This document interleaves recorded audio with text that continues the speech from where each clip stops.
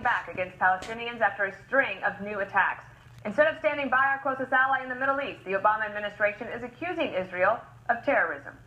I would say that certainly individuals on both sides of this divide have proven capable of, and in our view, guilty of acts of terror. State Department spokesman John Kirby stood by that remark today. I think I would just reiterate what we said before, and we'll continue to stress that the violence needs to stop. There's no excuse for the intentional killing of innocent people, for the use of terrorism as a tactic. And always well coordinated, so did the White House. The United States mourns any loss of innocent life, whether it's Israeli or it's Palestinian. It is our view that both sides have a responsibility to exercise restraint. Earlier, Israel Prime Minister Benjamin Netanyahu accused the Palestinians of spreading lies about the violence and warned the world not to confuse his country's victims with their attackers.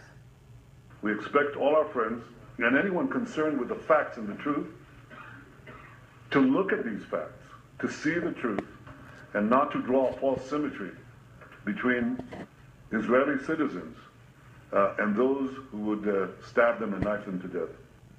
All right, we're going to take it around the table. Eric, I think that Netanyahu showed a little bit of restraint there because his people are being attacked. And yes, there has been violence and attacks against Israelis. If an Israeli then defends themselves or defends another Israeli by attacking that attacker, I would say that is not terrorism. That is self-defense or defending themselves. And not just these few attacks over the last few days. Over the history of the last 25 years, the Israelis, they're not the attackers. They're the ones that are getting the missiles shot at them, and they go back and they take out the places that the missiles were being shot from. These attacks, now we know, if you watch the videos, Palestinian drives up to the bus stop, takes the bus stop out, hits somebody, hacks away at that person, hacks away at another person. An Israeli comes up and shoots him, and now this guy's being called the terrorist. I don't know why. They're our only close ally in the Middle East. We should be embracing that friendship, that alliance, instead of calling them out. Notice Israelis' response, not only Netanyahu, but Ron Dormer, the deputy Knesset member. They're very hesitant to call out President Obama specifically. Even though things have gotten worse under President Obama, they still say the United States is our friend. We have a great alliance with the United States. It's not their fault. We just need to call attention to what's really going on. In the last couple of days, Greg, you've been noticing and commenting on the media coverage. It's amazing. They don't call it terror. They call it tension. And whenever there's any defense, that is called a heavy-handed tactic.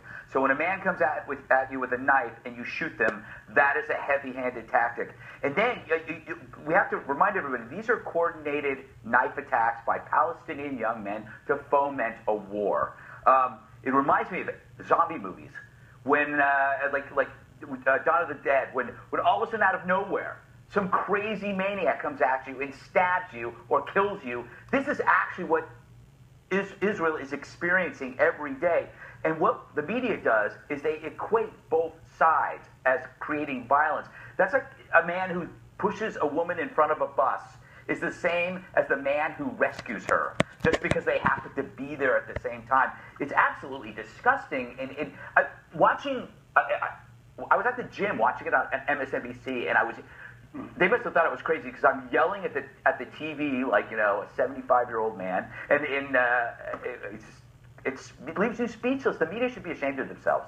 Juan, when the administration doesn't distinguish between the youth attacking the Israelis and then the Israelis responding, if they equate that, doesn't that incite more of the terrorist acts by the Palestinian youth? Well, I hope not, because I think that you have a situation here where it requires some historical context, which is, of course, that we're talking about Jerusalem and about the Israeli assertion that that's their capital, including East Jerusalem, which is, nobody acknowledges this, and then you have not, Greg, somehow a coordinated effort by, some Palestinian terror group, but individuals. I think everybody agrees these are individual kids acting out. Coordinated. I don't know that it's coordinated. I think it's the kids. Do you think it's just a coincidence that there's all of these knife attacks? No, what Jana just said is true. Social media, as opposed to a terrorist group, right, which is what we had in previous intifadadas, right? So that's not what's on the table. And then you had the Israelis using the military, not police forces, but the military in response. It's not some guy who says, I saw someone stab somebody on the bus and I responded. It's now the Israelis. What Eric was talking about really happened. Yeah. I watched the film. we watched it.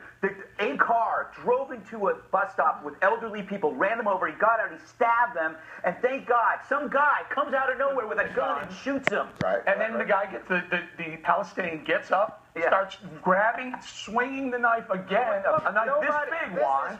He gets shot. You're telling the truth, but you're ignoring the part about the Israeli military. So what if the military is stopping coordinated? How dare they do their job? No, I'm just saying What's wrong with that? Because I think for most of the world, they say, wait a second, this is Israeli military, not even police force. But do you think this is like random acts of violence? I mean, No, it's I actually, disagree with But see, but what Greg is describing, Kimberly, is the definition of terrorism. So trying to attack and kill innocent people to achieve a political aim. That's a definition of a terrorist attack. So why wouldn't the military fight back on the terrorist attack? Well, right. They would be remiss if they didn't. They would be shirking their obligations and their duties if they didn't do that. I don't understand why Israel has to sit there and lay down and take it and become, victims of terrorism. They have every right to defend themselves and to stand up against it with whatever force they need to use to shut it down.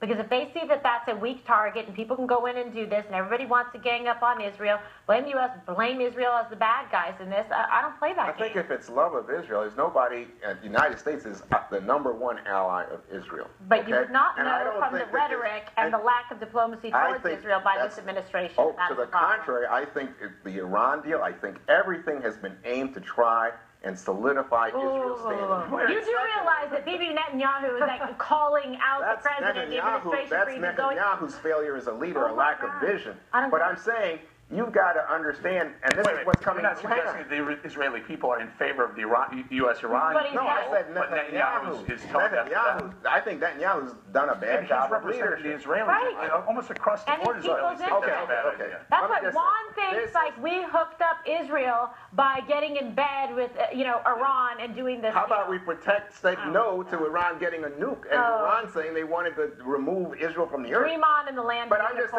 just saying right now, everybody's talking about a two-state solution, and that's why I think you hear the administration saying, hey, slow down, everybody slow down. This could cycle out of control, and everybody suddenly finds that we're in trouble. I agree with that, and I think that's why Netanyahu today actually was trying to be very calm about it. But you do have a problem when the Secretary of State, with declining influence in the Middle East, says, I'm going to go and try to fix it. But he is actually the one who said that it was because of an increasing number of settlements. And actually, it was even a bigger quote than that, like more than ever. Well, Elliot Abrams, who has been in Israeli-U.S. domestic politics for a long time, actually points out it's not true, like less settlements under Netanyahu than previous ones. And so it's dangerous rhetoric like that that's careless, I think, that feeds into it. Where's the calls for knife control by Piers Morgan and Barack Obama? Where is that? You know what the interesting thing, though, Juan, is if it is the Israeli military who are thwarting these terror attacks, wow, great. They've declared a war on terror. We can't even say we have terrorists here. I would prefer their tactics over what we're doing, pretending it doesn't exist. I don't think anybody is denying what's going on. I think that's the difference. Everybody at this table, I think, in the world sees that you have these Palestinian kids. Workplace violence when 13 or 14, depending on your view of the pregnant person being killed, that was declared workplace violence. This would be called road rage. Let me just say, all right, back to my point. Nobody in the world is denying that you have these Palestinian kids perpetrating acts of violence. Stop calling them kids. Or teenagers. What do you want me to call them? Young adults. Okay, young adults. Young all right. terrorists. Okay, whatever you want to call them. All right? Let's not play games. So they're perpetrating acts of violence against Israelis. Now, your thinking is, oh yeah, bring in the military and the biggest armaments and that'll stop them? Answer, no. It's a lot of social media, and these kids are angry at the fact that the Israelis have come in and taken control. You can hit the problem from other directions, Juan, but you're naive to think that you can't respond and should not respond with force and strong measure to shut it down. They can go ahead and do their PR campaigns or social media, but you shouldn't sit there and think it gets slaughtered like a lamb. Nobody's asking anybody to get stopped. I just want it to stop, and I don't think that the tremendous, overwhelming show of force is what's going to somehow dissuade this kid that he can achieve martyrdom by a knife. I would send out more. Yeah, I mean, the thing is, it is incremental progress when you kill somebody with a knife. Which progress I'm willing to take. If that person has a knife, I would want my people to have a gun. Can I do one more topic just because we've got 2 minutes? I've had enough.